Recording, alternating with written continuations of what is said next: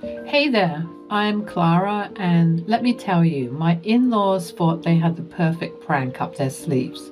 Little did they know that their mischievous plan was about to take an unexpected turn. My husband, Tyler, and I have been together for a while now. Tyler and I have an incredible bond that grew from our college days. We met and instantly clicked, becoming inseparable. His infectious laughter and caring nature drew me in, and I couldn't help but fall head over heels for him. Our relationship blossomed, filled with shared dreams and countless memories. However, his family, well, let's just say they have some interesting traditions. When Tyler first told me about their quirky habit of playing practical jokes, I found it amusing. Coming from a more reserved family, I was curious to experience the wild side of his relatives. But I soon realized that their pranks were not just harmless fun. They were quite hurtful. Instead of simple jokes between family members, their pranks were elaborate and often made people feel embarrassed or humiliated. Seeing how they hurt each other made me uneasy, and I didn't want to become the target of their unkind humor. The first time I met them, they played a humiliating prank on me. Tyler's family planned a family picnic every couple of months, where his parents and siblings, along with their families, would meet up and enjoy each other's company. Tyler decided that it was a wonderful time to introduce me to his family. I was both excited and nervous because I desperately wanted them to like and accept me into their family. Initially, it seemed like a fun and innocent gathering, but I had no idea about the cruel prank they had prepared for me. Kenneth, Tyler's dad, pretended to spill his drink on me, making it look like an accident. The drink was sticky, so I needed to change my clothes to clean up the mess. Sharon, Tyler's mom, offered me spare clothes from their car, which she got from the trunk. She handed me a bag and I headed to the public restroom in the park to change. But when I opened the bag with anticipation, my heart sank. Instead of regular clothes, there was a huge clown costume inside. It hit me like a wave of disbelief. They had planned to embarrass and humiliate me all along. I felt a mix of shock, hurt, and shame wash over me. The mere thought of walking outside in a clown costume turned my face red with embarrassment. How could they go to such lengths to make me a target for their laughter? Reluctantly, I put on the oversized clown costume, feeling exposed and vulnerable. As I walked back to the picnic area, Tyler's family burst into loud laughter. Their mocking laughter filled the air, intensifying my embarrassment. All I wanted was to disappear at that moment. The stares and whispers from other people in the park only made me feel worse, adding to the weight of their cruel prank. It was really hard to bear their laughter and teasing, especially because I had wanted them to accept and welcome me. But instead, they seemed to enjoy seeing me embarrassed, using it as a chance to make fun of me. I felt a mix of sadness and anger, wondering how they could find happiness in hurting me so much. It was utterly mortifying, and I felt like a fool. The emotions I experienced ranged from shock to embarrassment to anger. Tyler saw the look of pain and humiliation on my face as I returned to the picnic area wearing that silly outfit. He was mad at his family. What the hell were you guys thinking? How could you do this to Clara? I told you that there would be no playing pranks on her. At least not until she's comfortable with it. Oh, come on, Tyler. It was all good fun. We didn't mean any harm. This is who we are. Harm? Harm? Look at her. She's humiliated. I know the rest of us are okay with these pranks, but she isn't. And you needed to respect that. It's the one thing I asked of you guys. Tyler, calm down. It was just a silly costume. We didn't mean for her to be so upset. Just a silly costume. Can't you see how hurt she is? You know how important she is to me, Mom. I won't tolerate this mistreatment. Tyler, we didn't realize it would upset her this much. We're sorry. Sorry isn't enough. You've broken your promise. If this ever happens again, I'm serious. I will cut ties with both of you. I won't let anyone treat Clara like this. Tyler, please. We didn't mean to hurt her. We'll make sure it doesn't happen again. I hope you mean it. I won't let anyone disrespect the person I love. I expect better from both of you. Tyler profusely apologized to me for his family and said he was sorry for what had happened. It was a real turning point for him and showed me that our relationship was more important than their warped sense of humor. His kind words and understanding were like a balm for my hurting soul, showing me that he was always there for me. Sadly, that incident strained my relationship with my in-laws. Kenneth and Sharon, my mother and father-in-law, took every opportunity to make subtle jabs at me, always referring to me as a wuss or a party pooper. Initially, their words hurt me, but I learned to ignore them and focus on building a strong bond with Tyler. A few months after Tyler's bold promise, he proposed to me and we decided to tie the knot. The wedding was a dream come true, and the love between us was palpable. We were ecstatic to start this new chapter together. Tyler's parents, Kenneth and Sharon, surprised us with an invitation to a dinner at one of my favorite high-end restaurants. They claimed it was to welcome me into their lives and family. Initially, I was very skeptical about accepting their invitation. Sensing my apprehension, Kenneth texted me an apology for the way they had been treating me and promised me that their invitation was a gesture of their acceptance of me. I reluctantly said yes to the invitation. However, I still couldn't shake off the feeling that something was off. After all, I had known them long enough to suspect their ulterior motives.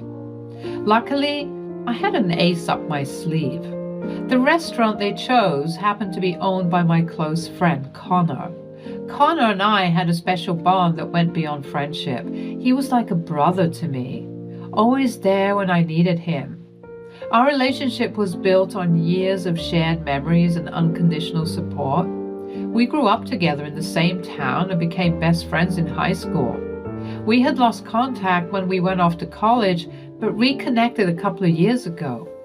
We rebuilt our friendship, and before I knew it, I was wiping away tears of joy and pride at Connor's wedding. Connor was someone I could always rely on, no matter the circumstances.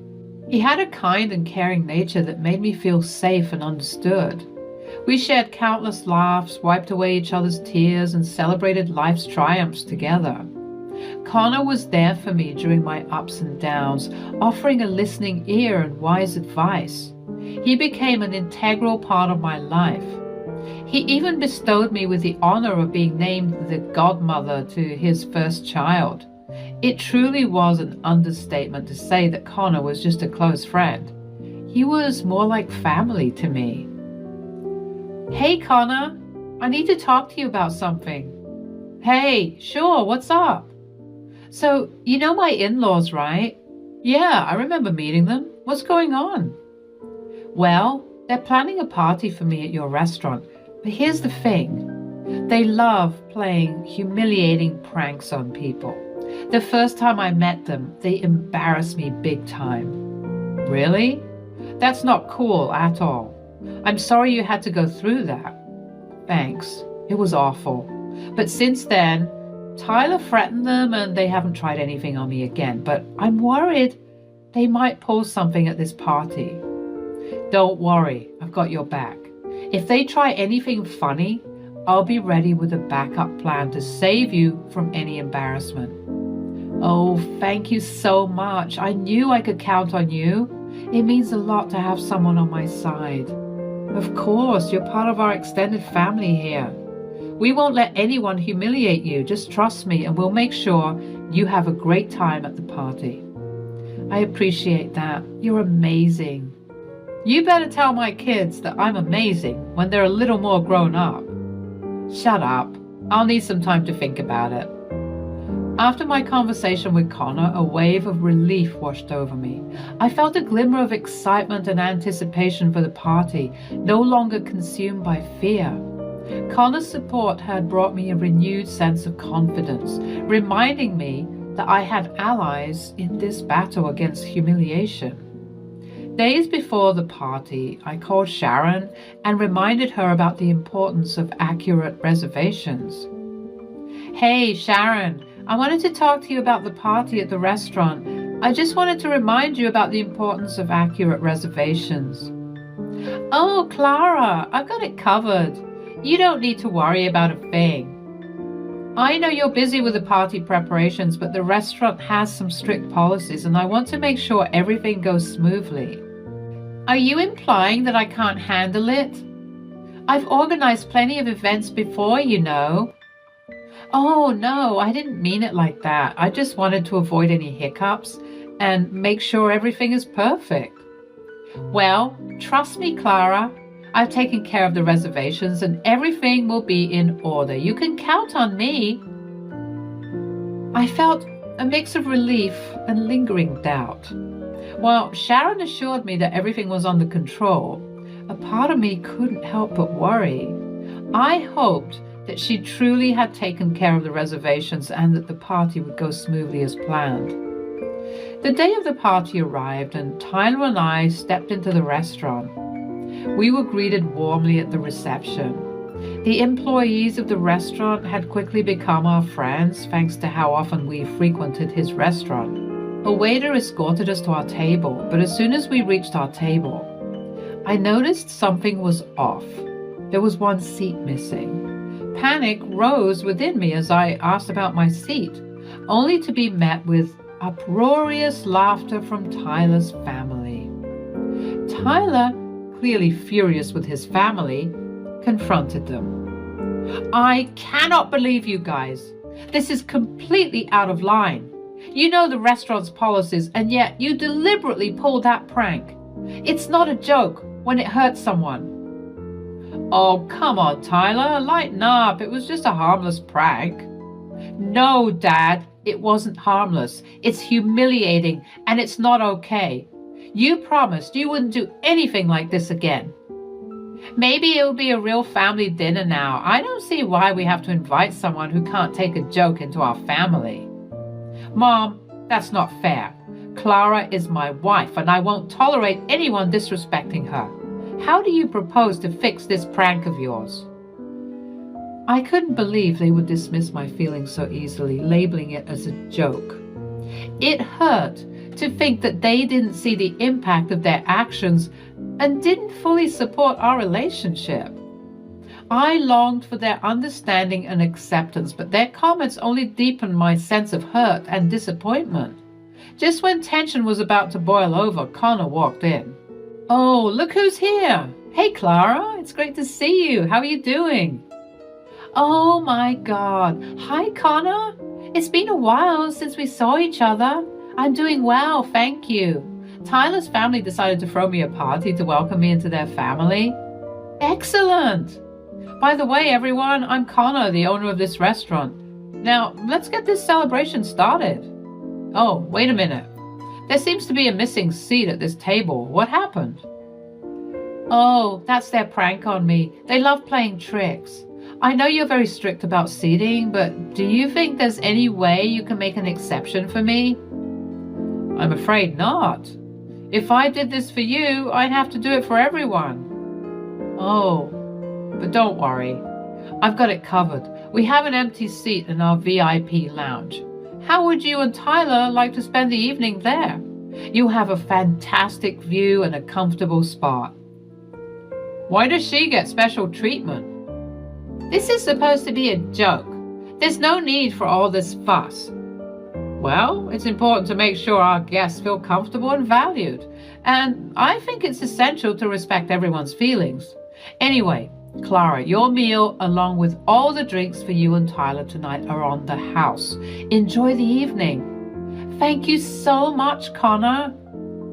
At that moment, my gratitude towards Connor knew no bounds. Having Connor there with us brought a sense of calm and made me feel safe. He took us to the VIP area, protecting us from the chaos caused by Tyler's family. They loudly protested Connor giving us special treatment.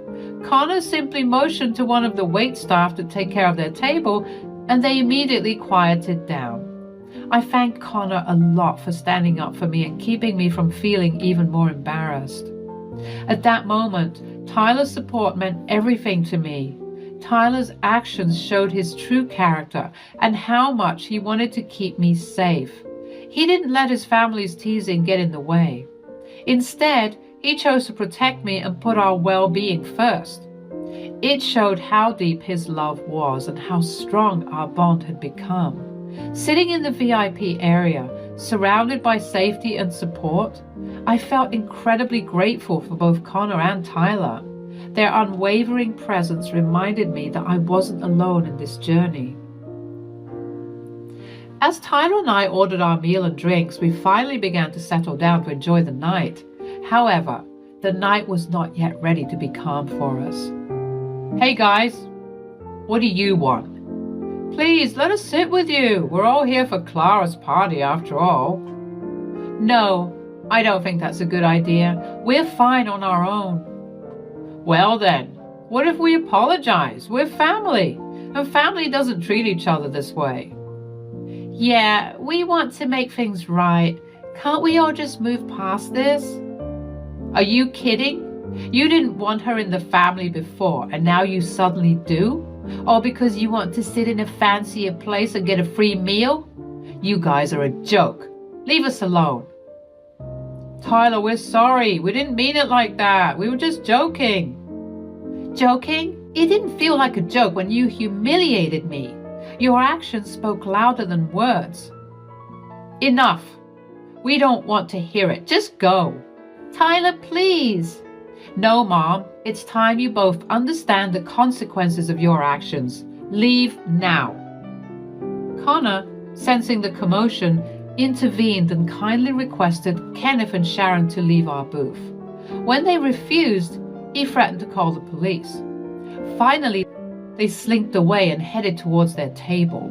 However, Connor followed them and asked them to leave his restaurant, citing complaints from other customers about their unruly behavior. Having no choice, they quietly left the restaurant with their heads down in shame, as the entire restaurant witnessed their embarrassing exit. That night, Tyler and I had a blast. We laughed, we ate, and we shared a couple of drinks with Connor, relishing in the victory over Tyler's family's prank gone wrong. Tyler and I were bombarded with texts from his family after that night. They were filled with anger and blame, accusing us of overreacting and causing a scene. Their words stung, adding fuel to the fire and deepening the rift between us. It felt like the aftermath of a storm with no calm in sight. Instead of engaging in their negativity, we decided to take a stand. We realized that we didn't need that toxicity in our lives, so we made a firm decision and blocked them, putting an end to their hurtful words and actions. Cutting ties with Tyler's family was a necessary boundary to protect our emotional well-being. We refused to subject ourselves to their constant ridicule and cruelty. It was a liberating decision that allowed us to focus on the love and support we shared and the positive relationships that uplifted us. It was a fitting conclusion to this tumultuous saga, allowing us to move forward with positivity and surround ourselves with love and support. Life moved on, and Tyler and I thrived in our love and unity. Our relationship grew stronger, and we built our own loving family, free from the toxicity of his parents' cruel pranks. Thanks for sticking with me through this roller coaster tale. Remember, sometimes the sweetest victories come from the unexpected allies we find along the way. Don't let anyone's cruel pranks dampen your spirit or break your resolve. Stay strong and true to yourself, and you'll always have the last laugh.